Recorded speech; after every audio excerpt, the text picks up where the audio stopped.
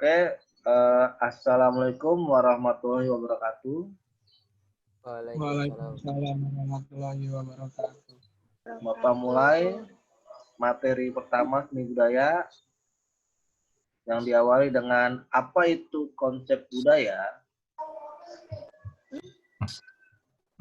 Dari bahasa Sanskerta, yaitu budaya, yang artinya segala sesuatu berkaitan dengan akal dan budi manusia. Dalam bahasa Inggris yaitu kultur, dan bahasa lain yaitu folklore, artinya mengolah atau mengerjakan kembali. Jadi budaya itu adalah suatu individu yang kalian lakukan secara kebiasaan dan kalian tekuni itu akan menjadi budaya. Lebih tepatnya seperti masyarakat di daerah kalian, misalkan masyarakat tersebut rajin untuk membuang sampah pada tempatnya, dan orang-orang dari masyarakat lain akan mengenalnya itu sebagai budaya, yaitu budaya menjaga kebersihan. Jadi sesuatu yang berulang-ulang dan itu berkaitan dengan akal dan budi manusia dan dapat diterima oleh nalar manusia bahwa itu adalah budaya. Karena sesuatu yang tekun dilakukan oleh berkali-kali dan itu mengubah paradigma seseorang bahwa daerah itu atau masyarakat itu mengenal yang namanya budaya kebersihan, menjaga kebersihan. Itu ya. Konsep budaya itu sama seperti yang kita kenal seperti satiran atau sindiran untuk pemerintah bahwa budaya Indonesia itu adalah budaya korupsi. Karena apa? Kebiasaan dari pejabat Indonesia adalah korupsi. Seperti itu ya metaforanya. Jadi itulah yang namanya konsep budaya. Selanjutnya, pengertian seni. Dari bahasa Sanskerta yaitu klipa. Dari bahasa Inggris yaitu art. Yang artinya kemahiran. Seni itu artinya kemahiran. Yang maksudnya di sini sesuatu hal yang kalian kerjakan itu adalah suatu kemahiran. Jadi kebiasaan yang kalian buat sehingga menjadi mahir pada bidangnya. Contohnya gambar SpongeBob yang memahat patung ya.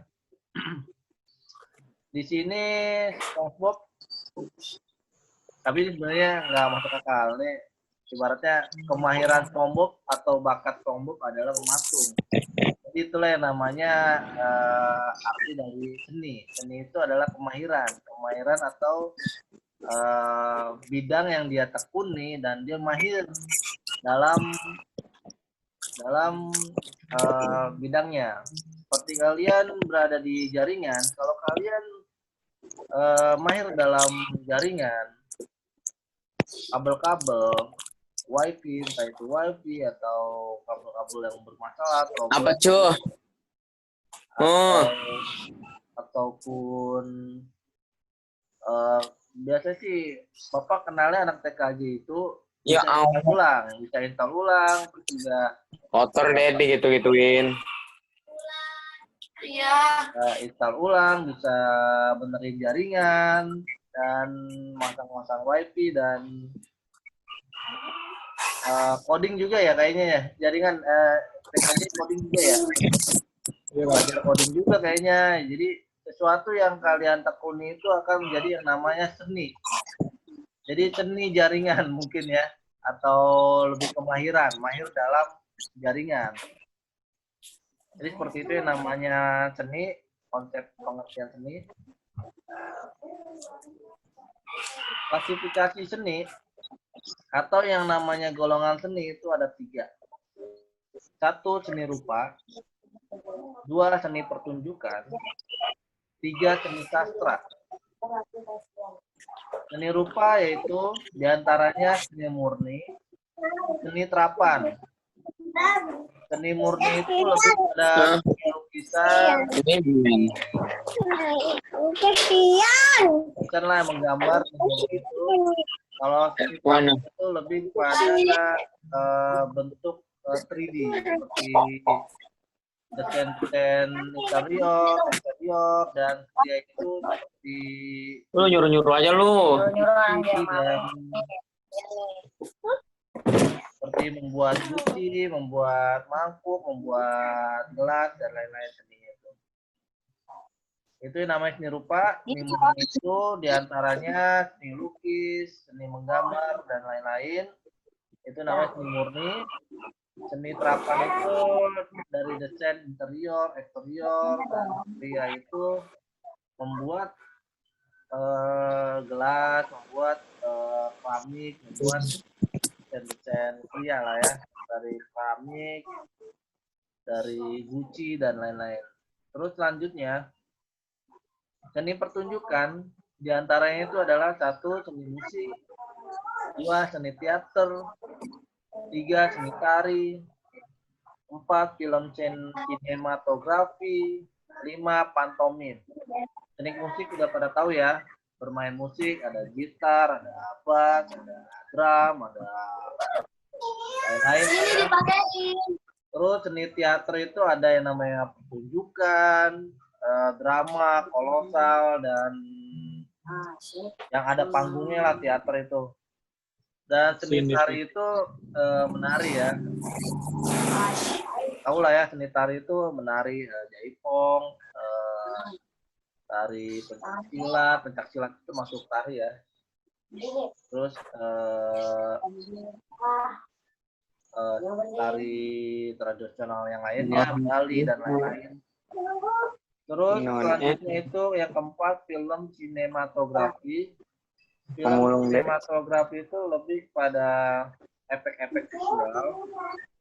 Jadi misalkan kita membuat suatu dramanya itu menggunakan efek visual seperti petir, kabut-kabut asap, dan lain-lain, dan ada dimensi-dimensi unsur-unsur dimensi efek pada sinematografi.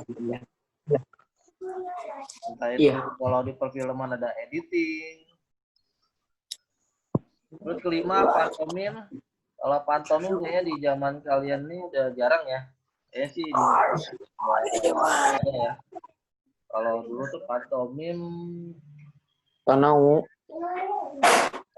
itu kalau sekarang itu lebih pada gerakan robot kayaknya sih, break dance ya. Itu agak tapi nggak kurang tepat sih. Lebih pada pantomim itu seperti gerakan yang seakan-akan depannya itu ada benda, padahal nggak ada benda, jadi dia memanipulasi mata seseorang bahwa seakan-akan dia menyentuh sesuatu ada benda, padahal dia nggak ada benda, seperti ada pintu, ada dinding, seakan-akan ada benda dan dia melakukan pertunjukan. Selanjutnya seni sastra. Seni sastra itu ada prosa dan puisi. Ini bahasa ya. Dan Bapak akan jelaskan sedikit di apa Dede? Itu suaranya dimatiin dulu. Dede. Apa sih? Itu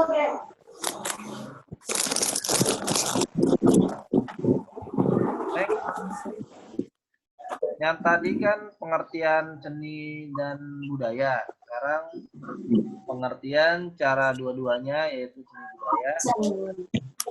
Dari bahasa kita yang istilahnya yaitu sani.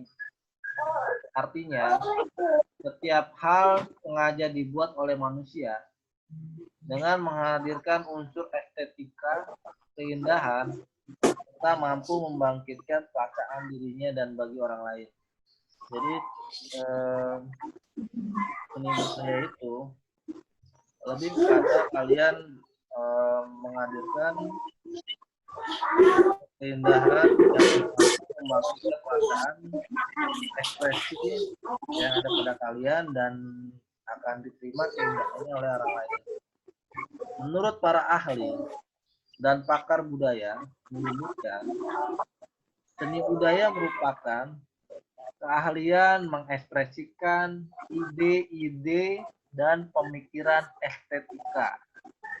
Estetika itu keindahan, termasuk Lulusan.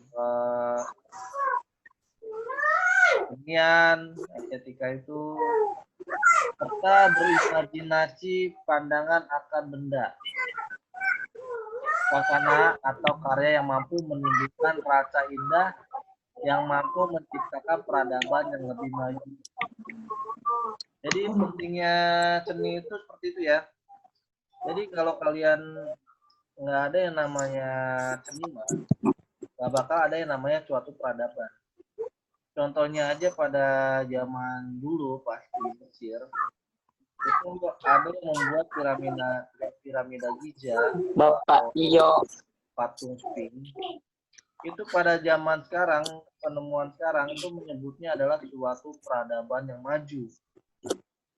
Karena ada senimannya di situ yang menciptakan itu. Pada penemu sekarang ini mengatakan bahwa itu adalah peradaban yang lebih maju. Karena apa? Tanpa adanya seni, nggak bakal ada yang namanya peradaban. Contohnya aja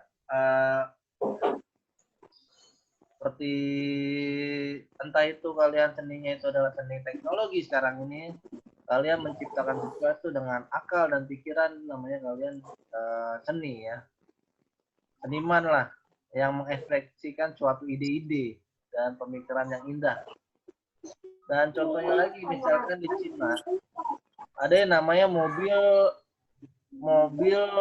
transportasi yang dia itu berjalan di atas para mobil-mobil yang di bawah.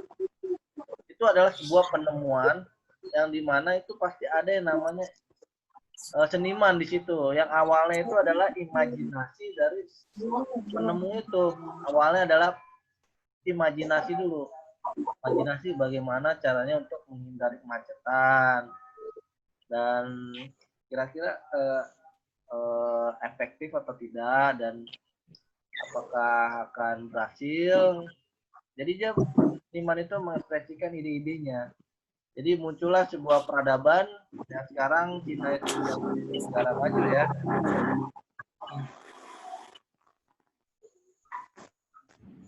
Dengan mengepus ciptaan seperti dulu tuh kita melihat produk-produk Cina itu benar-benar produk Cina jelek ya kan. Jadi dia tuh terus-menerus menciptakan sebuah elektronik, sebuah perangkat-perangkat yang lain untuk meniru dan nanti memodifikasi menjadi sesuatu yang baru. Nah, itu yang namanya menciptakan peradaban ya. Nanti kira-kira pada masa depan nanti peradabannya seperti apa? Kalian pasti akan mengimajinasikan nih sebagai generasi baru. Kalian mengimajinasikan misalkan nanti gedung-gedung bakalan berbentuknya seperti ini. Tapi gimana kira-kira bentuk seperti ini kokoh enggak? Atau nanti transportasi futuristik akan seperti ini. Jadi di situ akan ada yang namanya seniman di dalamnya. Kalau misalkan sudah nggak ada namanya penciptaan, kita akan balik lagi ke zaman batu. Misalkan semua orang sudahlah tinggal menikmati aja kan. Kita menikmati yang sudah ada aja, misalkan orang lain tinggal menonton, tinggal menikmati dan nggak ada yang namanya penciptaan. Itu kita akan balik kepada peradaban zaman batu dan akan memulai suatu penciptaan lagi dan akan mendobrak seniman lagi untuk memberikan ide-ide dan penemuan baru lagi. Jadi itu ya, kenapa dibutuhkannya seniman, kenapa harus dijaga dengan di suatu negara itu harus dijaga senimannya untuk yang ahli teknologi itu dapat mencari wawasan dengan seniman itu dan lagi di informasi dan bagaimana melihat suatu dari teknologi itu, dari keindahannya, dari suatu yang luar biasa. Seperti itu ya, dalam peradaban ya. Iya. Terus, Iya. badan dalam seni atau kesenian, badan-badan dalam seni atau kesenian, satu, memiliki sifat dasar seni. Jadi kalian harus kreativitas, pertama kali adalah kreativitas, kalian mencari sebuah wawasan, entah itu di Google, di YouTube, atau di Google Scholar, tentang jurnal-jurnal untuk kalian menambah kreativitas. Walaupun kalian berada di bidang TKJ, kalian juga harus dituntut sebuah kreativitas. Oh, Di sini untuk kalian unggul dalam menciptakan sesuatu atau unggul dalam pemikiran sesuatu, ide-ide. Terus kedua adalah memiliki struktur seni. Kalau kita membuat project, kalau kalian coding ya, membuat project, kalian pasti akan membuat yang namanya struktur dulu. Entah itu flowchart, bahkan dulu S1 kan masih komputer ya, masih ada flowchart, ML, jadi kalian membuat strukturnya dulu. Struktur seni, gimana strukturnya, misalkan kita membuat pancangan lah kalau di seni itu kan. Kita membuat pasar, membuat pancangan, sehingga nanti pada hasilnya akan bagus. Gitu. Terus tiga, fungsi seni. Kalian harus mengetahui kalian membuat rancangan seperti ini fungsinya untuk apa. Misalkan kalian membuat perancangan robotik ya, buat perancangan robotik. Kalian melihat fungsinya itu robotik itu apa, untuk membantu manusia kah, atau untuk menghasilkan manusia, atau untuk pajangan aja kah, atau apa ya. Jadi kalian harus mengerti fungsi dari seni itu apa. Misalkan untuk keindahan, untuk dapat membuat orang lain bahagia, untuk kesenangan, atau untuk mengekspresikan diri sendiri, atau itu ekspresi marah, ekspresi sedih, ekspresi macam-macam lah ya. Terus selanjutnya macam-macam seni itu ada yang tadi Bapak bilang dari klasifikasi ini, itu ada seni rupa, seni pertunjukan, dan sastra. Jadi macam-macam seninya itu apa yang kalian proyekkan itu, misalkan seni rupa. Jadi saya ingin membuat seni rupa. Jadi macam-macam seninya apa yang kalian dalami dan kalian unggulkan dalam badan-badan seninya itu. Entah itu seni murni, yaitu seni murni, atau seni terapan, seni musik, seni tari, dan lain-lain tuh ya. Terus selanjutnya nilai seni. Nilai seni akan ada di slide selanjutnya. Bapak bahas. Wifi mati tiba-tiba. Masya Allah. Wifi mati tiba-tiba. Oke, Bapak lanjut ya. iya.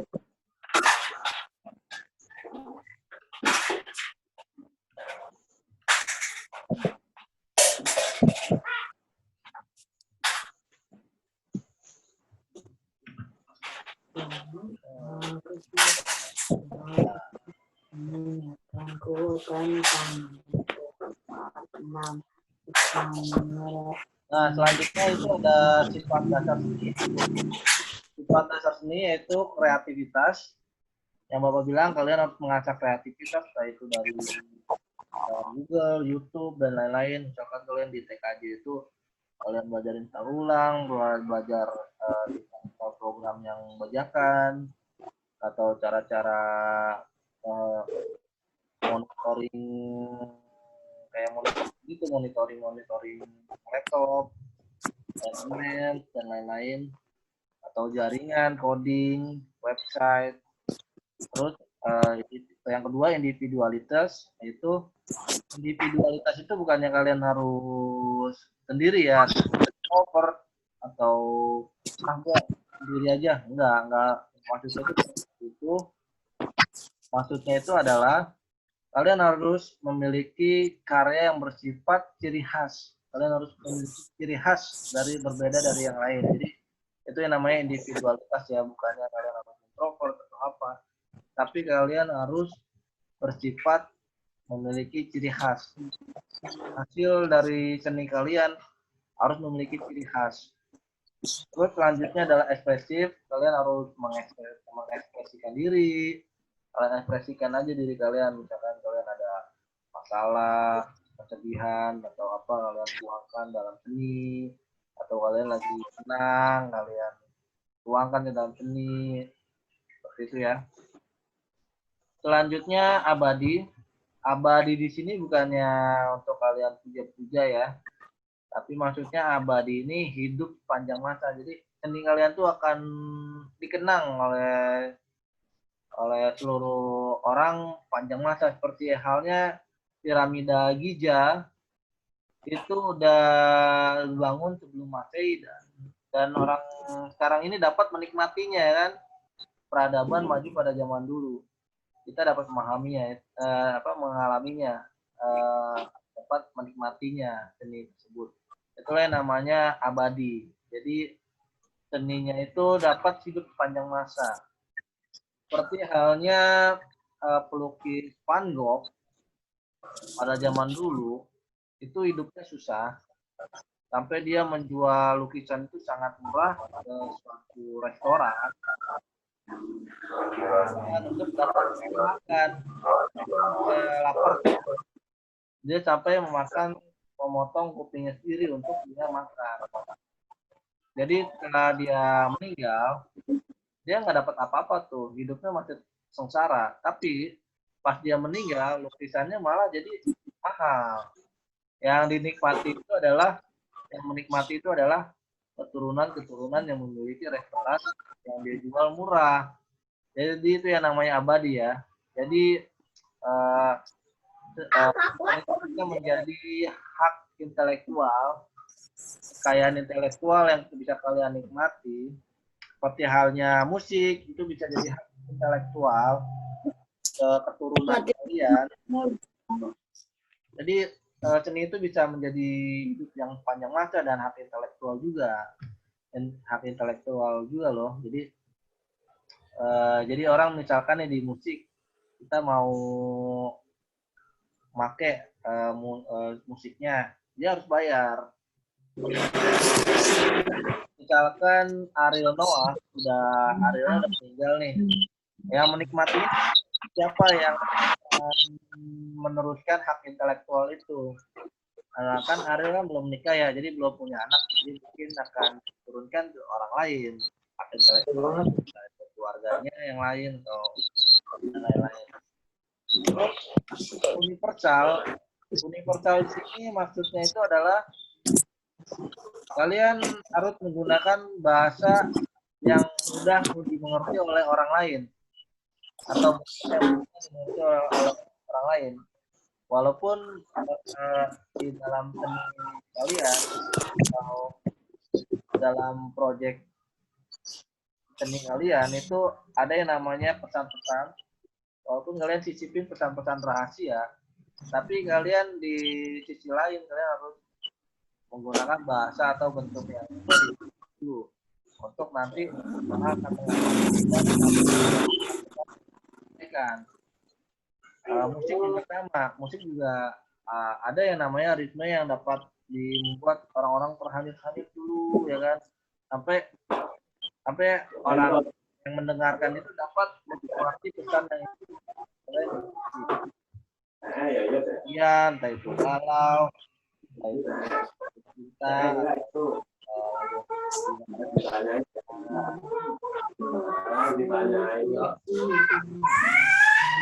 terus struktur seni.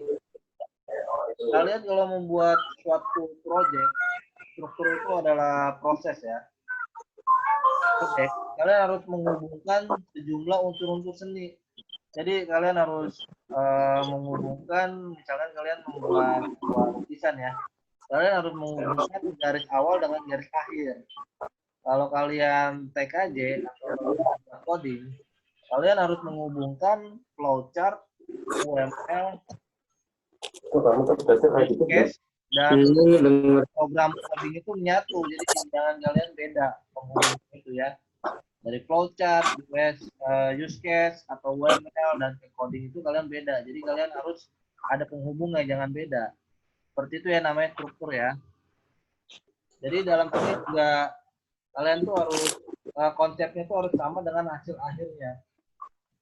Terus selanjutnya itu tema, kalian ingin membuat temanya apa, seninya itu membuat tema apa. Misalkan kalian membuat coding menggunakan Niobe sebagai menghitung alat akuntansi misalkan. Atau kalian membuat program penghitungan biaya, jadi temanya itu harus ada. Di sini juga ada yang namanya tema. Kalian membuat, misalkan temanya itu kemerdekaan, kemarin tuh membuat temanya itu kemerdekaan, gambar pahlawan-pahlawan atau gambar bendera yang berkaitan dengan kemerdekaan. Ketiga yaitu kalian perhatikan media, bahan atau alat. Jadi kalian nggak mungkin dong kalian menggunakan minyak, kalian menggunakan bahannya itu adalah kertas. Non jelek. Itu misalkan gunting. Jadi kalian perhatikan media, bahan dan alatnya. Misalkan dengan kertas akuarel, kalian nggak mungkin kalian menggambar itu dengan cat minyak. Tapi dengan cat Mulai dicium-ciumin dong. kalian perhatikan media-medianya, dan kalau kalian kalian perhatikan juga di ininya, di PHP adminnya, dan aplikasi websitenya apa, entah itu Dreamweaver, entah itu Joomla dan lain-lain ya, atau WordPress yang lebih sederhana. Terus selanjutnya gaya atau style. Kalian harus punya yang namanya gaya atau style dalam seni maupun dari dalam pribadi kalian. Kalian harus gaya yang berbeda dengan orang lain. Misalkan saya pengennya ada yang namanya gaya di rambut misalkan. Saya maunya gaya di rambut lah, biar orang kenal saya itu, saya ini begini loh rambutnya.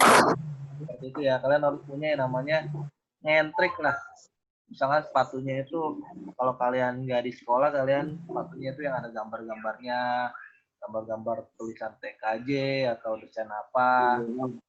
Atau kalian lagi di mall, kalian jaketnya jaket bape atau jaket desain sendiri. Jadi kalian punya gaya atau style